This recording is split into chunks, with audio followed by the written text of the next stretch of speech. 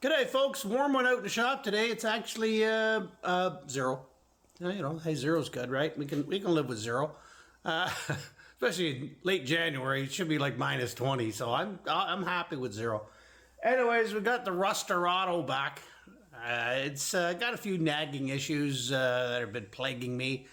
I don't know how many of them I'm going to sort out today, but we're going to start with the fuel injectors. Every now and then I'd get a check engine light for typical Chevy evap stuff. But last winter, about this time, I was driving it and I noticed the check engine light was flashing.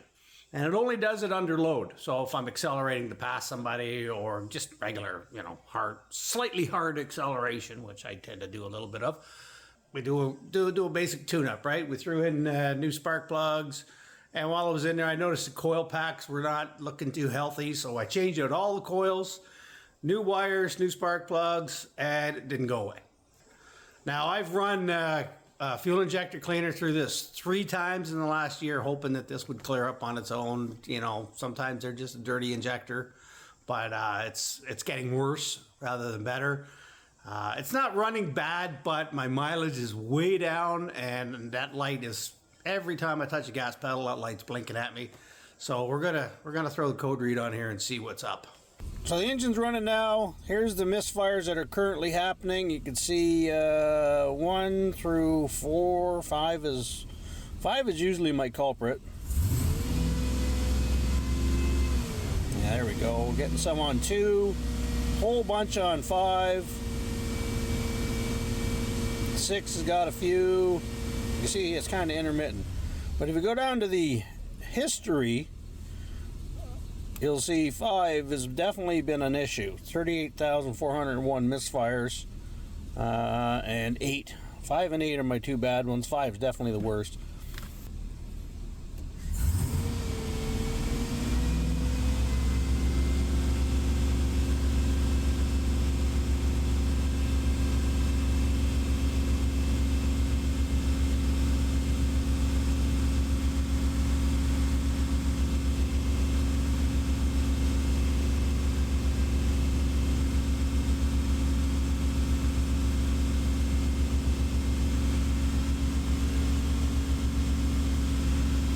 Five and 8 are on opposite sides, so 2 different fuel rails. Obviously, they both get fed fuel from a common source, but you can kind of rule out any like fuel pump, pressure regulator, that kind of thing, because you have good ones and then you have bad ones. If they were all giving you issues, then you can kind of look for a common cause.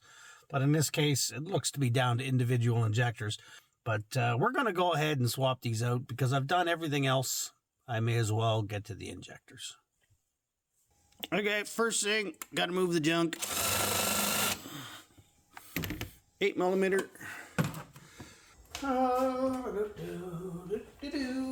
Got my step. All right, 10mm. I don't even know what the purpose of that thing is. Part of the holder downer of plastic junkage. And of course, the third one is tucked up underneath there, because why not, right? Just tight enough that you gotta go and dig a wrench out of your toolbox, and then 3 10mm bolts to hold on the plastic thingy that, you know, secures the other plastic thingy. So you had some rodents trying to make a nest. All right, now you can see your wiring harness. There's a 10mm here that holds all that mess on. Why am I doing this when I have a tool? And that's a 10mm nut. Now your harness is out of your way. You have full access to the fuel rails. There's your pressure test port right there. You unscrew that. It's just like a Schrader valve, little like a bicycle tire or car tire. Okay, driver's side fuel rail, 8mm back in there and there. Obviously our line. This is our pressure line, so this feeds fuel from the tank to the rail. Goes across to this one. There's that rail. You can see right there, 1 bolt and 2. So what we need to do here is release the pressure by pushing in this guy. And if your engine's really hot, you might want to wait on this. So we're going to take our fuel pressure line off now. You just need a screwdriver to remove the safety clip. And just pry underneath it. Nothing to that. Once that's done, you need some kind of a fuel line remover. I just use these cheap plastic ones because they work and they don't cost nothing. So pull the line forward a little bit. Push that in all the way. And just like so. Now, there is going to be gas coming out. So you definitely don't want to do this on a hot engine, but that's all there is to that. There's nothing left holding that in except for those 4 8mm bolts. So let's get on to them.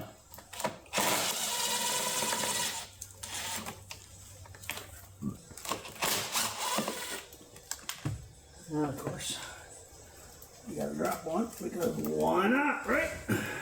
And we'll find that one in a minute. All right, we got all our bolts out. Now all we need to do is unplug the injectors. And there's 8 plugs. They look just like that. Just a little push tab on them. Now you can just reef on it. Just like that. It just pulls out. They can be a little sticky.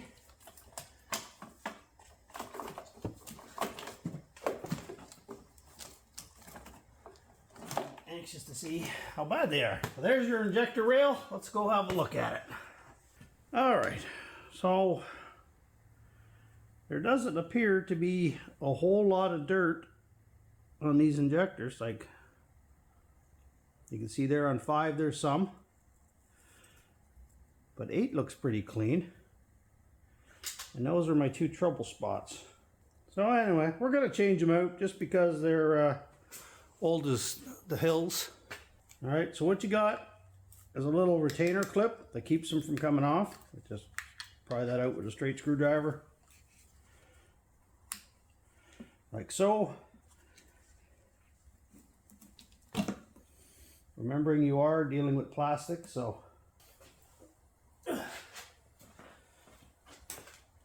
right, there's the sealing ring. It's supposed to be on here, but it kind of stuck inside the injector like that. If you have a leaky injector, that's usually the one because it's on the pressure side and you'll get gas leaking out of here. I'm going to go ahead and pull all 8 of those out. Try to keep track of which one was which. Whew, got a little bit cold. Had to go with a real coat. Okay, so these injectors that I'm putting in, I got the set off of A Premium. The whole set on Amazon was like $78 before taxes, so I mean, that's not a bad deal considering you could spend $70 on one of these, you know, a name brand one, but let's be honest, it's all made in China anyways, so let's give these ones a dance. Anyways, for putting these things in, all right, I am going to keep this cap on for now, just to keep that end clean. This is the business end that goes into the rails. It's got that O-ring on it, right? All I do is put a little dab of oil. You can use petroleum jelly, just about anything oil-based, and just start putting them in. Goes in real easy with the oil.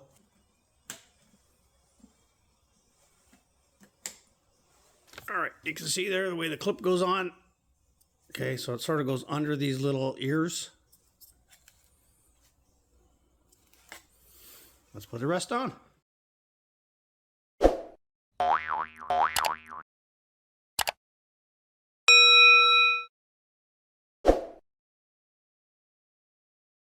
All right, all our new injectors are in, the clips are in place. And remember, you can rotate these after, so that's not a big deal if you spin them a little bit and the plug won't go on. Nothing left now. Take these caps off, put a little bit of oil on those just like we did the O-rings, just to make them go in a little easier. So if these were direct injection, so they spray right into the combustion chamber, then these seals here are really super important. And what happens is if they go, because they're a lot hotter, they're right in the combustion chamber, that O-ring will go and you'll start getting compression loss up through the injector. With these, they're just a manifold injection. So they inject right above the intake valve, basically. There's vacuum there instead of compression. So they don't have to be near as stout as the other style. So the thing about these is they don't push straight down, right? They kind of, this side pushes backwards and this side pushes forwards. So you just be aware of that when you're lining things up.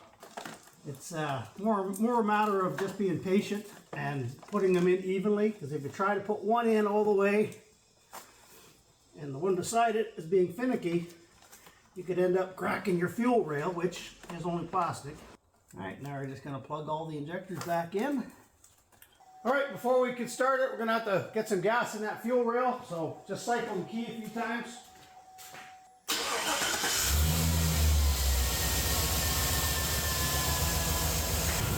All right, obviously, anytime you mess with the fuel system, you want to check for leaks before you head out on the road and set your car on fire. So we're going to do that real quick here.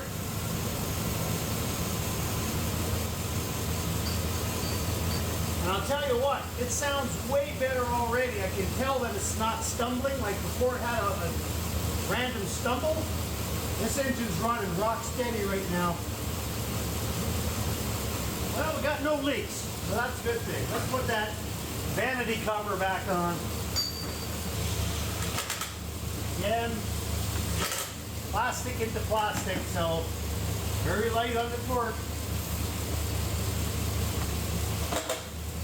There we go. Now you know it's a Vortec, in case you didn't before. Okay, so you can see our check engine light is gone all by itself. Didn't have to clear any codes. They once I started it up, they just went away. Just an ABS, so no, hardly a Chevy Christmas tree that I know I'm used to dealing with. With little black electrical tape will fix that right up. Rev it up.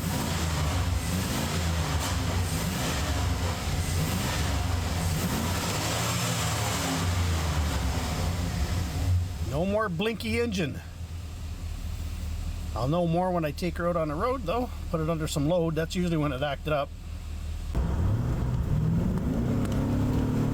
Alright, there it is on the floorboards.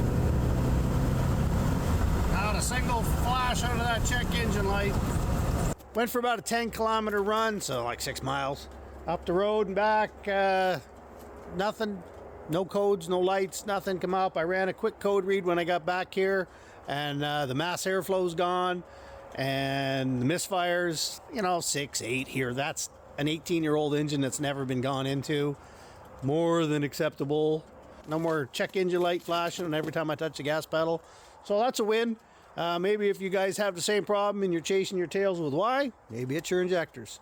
Anyways, really easy job. There's nothing to it. The biggest thing is because everything's plastic, you're just, you know, got to be careful. Otherwise, you'll snap things.